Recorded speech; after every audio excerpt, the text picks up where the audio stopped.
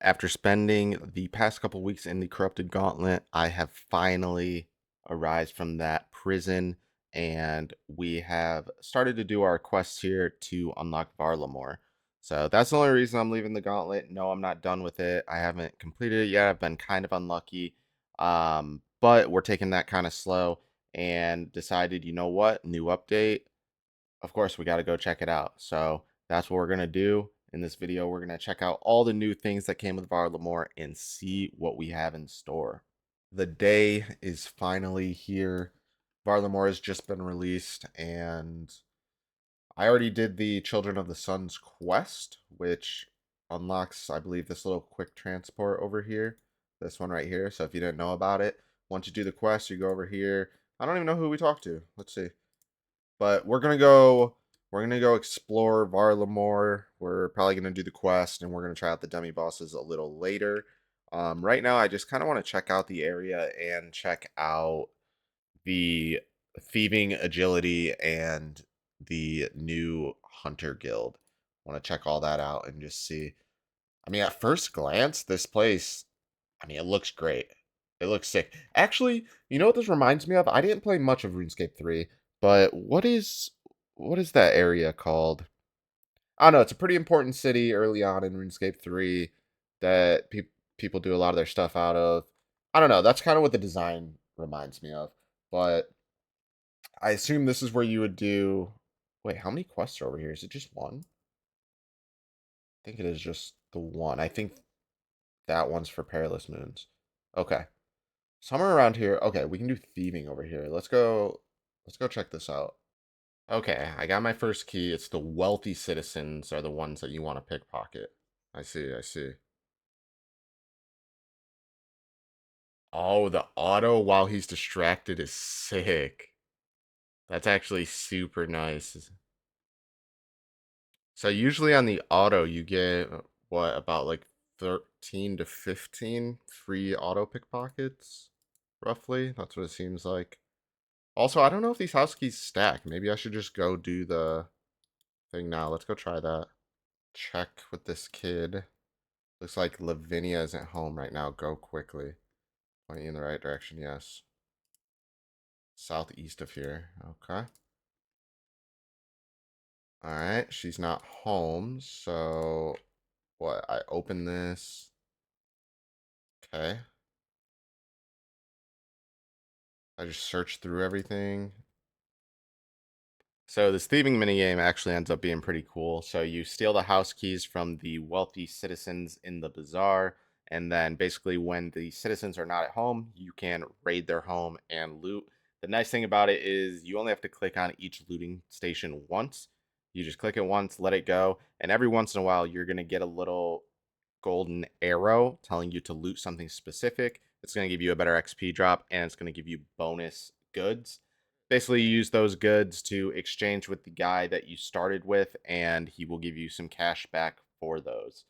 Turns out this method ends up being somewhere between 60 and 70k XP per hour, but it is very chill and not click intensive at all. So if you're looking for something chill to do on the side while you're watching a movie or you're just hanging out, this is definitely one of those activities you would want to do. Also, keep in mind when the house owner comes back, one of the citizens or one of the children outside will actually whistle to warn you. When that happens, each of these houses are going to have a little escape window. All you got to do is escape out of that, and you will be good to go. Oh, you escape out the window. Okay. Oh my God. If I didn't see them, if I didn't see these other people doing this, that would have been so bad. Bro, I tried to hide upstairs. Oh my God. All right, so then I assume you come here, you trade everything in. How many valuables would you like to hand in? I guess all of them, right? Do I have a reason not to? 3.7k. So we get to keep these few things. And then this can break down into the bone shards. Okay. That's actually that's kind of fun. That's kind of fun. The only annoying part with that, of course, is getting the key from the bazaar. That's the only tricky part. But beyond that, that is quite a fun activity. Very not click intensive. I thoroughly enjoyed that. The scenery here is amazing, actually. Actually so good. Now I wonder what it looks like without the HD graphics. Ugh. Oh god. Alright, so this here is the Hunters Guild. Looks kind of nice at first glance. I figure first time here, we might as well do the quest that's actually here. Probably a good thing to do. Get some of these quests done. Before we do that, I want to see what this guy has to trade. Okay, just a bunch of, well, not a bunch, but jaguar fur, mixed hide base. And then he can make, okay, then he can craft everything like normal. Okay, cool, cool. I think we're gonna complete this, probably complete this quest here, this at first light, and then maybe do a couple rumors and see what those are all about. There's the capybara. Look how cute. Wait, does that one have a fruit on his head? It's adorable. There we go. There's the quest completed. Just a little bit of running around. It doesn't take too long. It's definitely necessary if you can do the master tier rumors, which I think is 92 hunter, which I obviously cannot do. But we're going to do some expert ones and see how that goes. Oh, just kidding. I'm only 70 hunter. For some reason, I thought I was 72. Okay, fine. We'll do the medium ones, adept or whatever. People doing just different hunter activities, like things that you wouldn't normally see. It's really refreshing. Um yeah, I mean, so far it seems like a lot of fun. I think that it's going to revive a lot of older content in the game, a lot of other hunter areas and whatnot. But I'm gonna try to complete a bunch of rumors because I think to get the highest tier of food, you need to do 50 of them. But if this ends up being a pretty fun way to train hunter, then even better. Okay, cool. So that was pretty quick. So the main idea of the rumors is to basically get the little rare item, and once you have that, you basically can go back to the Hunter Guild and you're done. That was very quick. I'm gonna turn in our first ever Hunter rumor here. Let's see. Okay, 3.7K. You basically just get another rumor, which I'll do that later. We get the Hunter's Loot Sack. It's only a tier 1. But that actually is kind of nice. Let's see. We get U-Logs, Sunlight Antelope, and Raw Kaya. Now, these ones, this Sunlight Antelope is I believe that's the stuff that heals like 26 or something. So you can get a good amount of food just from doing these. That's very interesting. Now, you can't cook this, I believe, until you've completed 50 rumors. And I want to say that the Kaya is maybe 25. I could be getting those mixed up. You'd have to see. But that is interesting. That's actually awesome. Another way to get food while training another skill is pretty amazing. So I definitely see myself doing a lot of these in the future. So this is where the new salamanders are. I like the color. They're pretty cool. You need 79 hunter to hunt these, but I bet you the XP rates are insane.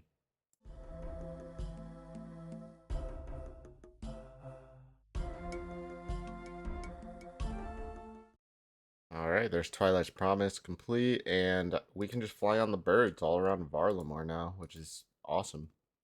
That'll make life super easy.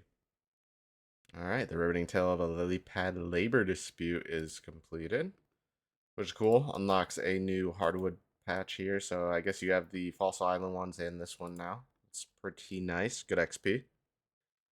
I think the only quest I have left to do now is Perilous Moons, which might be a little longer than the other ones, but that's how you unlock the dungeon to do the new demi bosses, which I will be trying out later today with a friend or two. Get to the new mine area, you just have to start the Perilous Moon quests, and then you basically just run over here to the southeast, and that's where the new mining area is. That's good to know. I was looking everywhere and it said it was up on this mountain on the outside, but it's not on the outside, it's on the inside. I don't know. If you're having trouble finding it, just know that it's on the inside. Why is there a floating D&D die in here? We're getting a D&D minigame. That's what it means. All right, the first portion of this quest we're going to do is the Blue Moon, which from what I can see, it basically only has two special attacks. One where it puts your weapon in an ice block that you have to hit, and two, when the braziers go off, you basically reignite those while avoiding the spikes underneath you. Now, the only thing I don't know is if I need a tinderbox or not. I mean, let's hope not. Let's try this out. Do I need to pray melee? Alright, apparently. Oh, shoot. Okay, I see these now. Oh, they turn off the thing. Right. My only issue with... Okay. The only issue with this is there's no actual indicators. That's my only issue so far. Wait, somebody already did all of it. Alright, so then we stand on the moon here. Attack.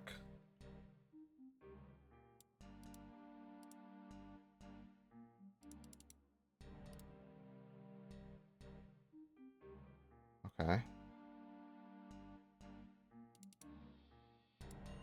Okay, you can't hit it, I think, unless you're on the moon. Or on the star thing here. Okay, I see. Got it. Move out of that. Noted. Easy enough. Dodge the spikes. Oh. It changed a little bit each time. Not bad. Alright. Now what? Okay. Well, that was just silly. I didn't realize I had to wait for... Am I not on it? I don't think I'm ever going to be able to do this without getting hit by these, I'm going to be honest. It might be a me thing. Wait, so... Do we have to wait for everybody else to do theirs? Or how does that work?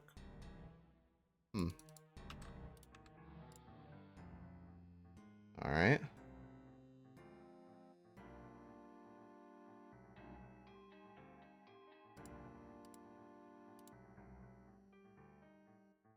Nice. Alright, so that was the Blue Moon. That one, not bad at all. Let's get ready for the next one. Alright, let's try the Blood Moon.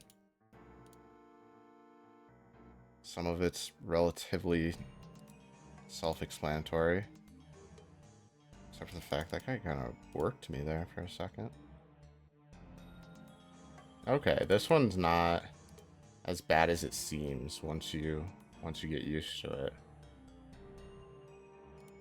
I might be out of food here. I might not be able to finish this. Okay, we got it. We got it next time. That. I just need more food, I think. On what the supplies actually get you, the supplies that you can get there, like the raw bream or the moss lizards and the grubby sapling to make the moonlight potions. I was kind of trolling by using my own supplies for one and using Karamwan.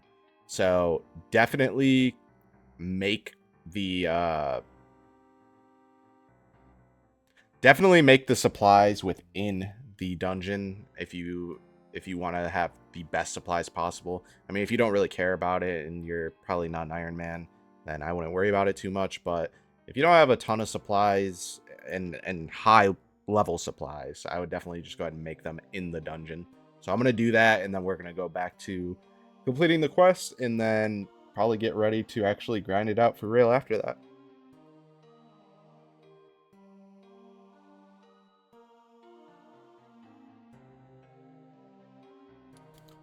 All right, I don't know exactly how much this cooked moss lizard heals for, but I know it's pretty good. And then the moonlight potion counts as a prayer pot and a super combat potion, which is awesome. So we should be good here. Let's go try this again.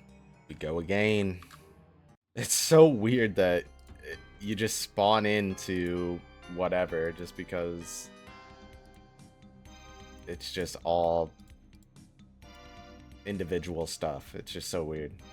So odd. Sometimes this thing just randomly starts hitting so hard. This is much better though, using the dungeon food though over Karam wands or super restores, stuff like that. This is 10 times better. Sometimes this thing disappears and I click through it though, which is very odd. Yeah, like that. It like clips. So weird. Nice. Alright, that's Blood Moon done for me. Beautiful, beautiful. Only one more left of this quest, the Eclipse Moon. So this here is the final part of the quest. It is the Eclipse Moon. Honestly, this one is the easier of the three, in my opinion. The Eclipse Moon is very, very easy to do. It really only has two unique attacks. It basically has the one where it summons clones, which, as long as you turn towards those clones, that damage actually counts towards the boss's overall health, which makes it super quick and easy to kill. And then the other unique feature is this orb here. Basically, you just run behind it. So if you're familiar with the Infernal Cape, maybe you're not. Basically, you just stay a tile behind it, and it will actually dodge, or well, block all of the boss's attacks. This is actually one of the easier of the three bosses. In my opinion, they're all very easy. You can do them with basically no gear, essentially, which is awesome. But the Blood Moon definitely does the most damage. I'm not really sure why, but that one hurts a little bit. So this right here is what I mean by the clones. Basically, they spawn, you just click towards them. What I realized after running a few of these is if you just click on the little circle under their body, it'll turn you directly towards them.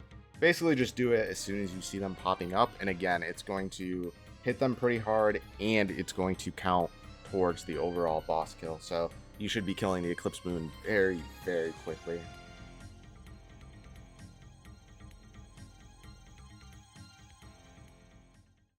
There we go. Perilous Moon's completed. We can do the bosses on our own now, and then we get Slayer XP, Rune Crafting, Hunter, and Fishing XP. That is pretty awesome. All right, here is the loot from our very first lunar chest. I wasn't really sure if it gave other loot besides the potential to drop the main items, but it's kind of cool that it gives something. It seems like a lot of the stuff is catered towards prayer XP, which is kind of cool. Reasons I want to go do this mining is because I believe through mining here you have the chance to unlock the Comb Taram teleport. I think it's Comb Taram, right? Carntorum. Yeah. Teleport. And that'll allow you to teleport here so you can get here a little bit quicker. Because right now I'm taking my bird to the Hunters Guild and then running all the way up, which just isn't it. So as for the mining portion of this, I believe if you mine the ones with the vein, kind of like Tears of Guthix, you have a higher chance to be successful at it. Otherwise, you just go to the normal ones. But it's a little bit less AFK if you are looking for the ones with the veins. However, I think in the long run, it makes the most sense. Now, these Blessed Bone Shards you can actually use to get Prayer XP. Each one of these is 5. So you're mining, but you're also getting the potential for prayer XP. Not a bad gig. Okay, so the one-time teleport, basically when you crack open the deposit, you have the chance of getting the calcified moth, which acts as a one-time teleport to Camtorum. So basically you would still need a bunch of those to get you the one-time teleports. Otherwise, I think outside of the city here, outside of the Ralos Rise, you do have the transportation method, But I believe to create that, you need some limestone bricks. Then you also need some Quetzal feed, which Quetzal feed, I don't know all the ways you can get it, but I know that you can get it through doing the hunter rumors. So that's probably what I'll end up doing, is doing that, getting this created, and then having a pretty quick way back here if I die for some reason doing any of the bosses there. But yeah, I mean, I'm super excited for this update. There's definitely some things I want to do. Definitely gonna check out more of the thieving, but I want to do a lot of the hunter rumors, and then of course I want to go for a lot of the new weapons. Let me know what your guys' favorite part of the update was so far. And I will catch you guys in the next one. Hopefully next time we'll be doing a little bit more of the bossing, trying to get more of the weapons and stuff. But this was really just more of a first look. And the Coliseum, I'm gonna be honest, I've watched a lot of people do the Coliseum, and I just don't feel that I have the gear to do so and to actually complete it. I could probably do a couple waves, but I just don't think I can complete it. So I'm gonna watch a little bit more of that before I hop into it. But let me know what you guys think, and I will catch you guys in the next video. Peace.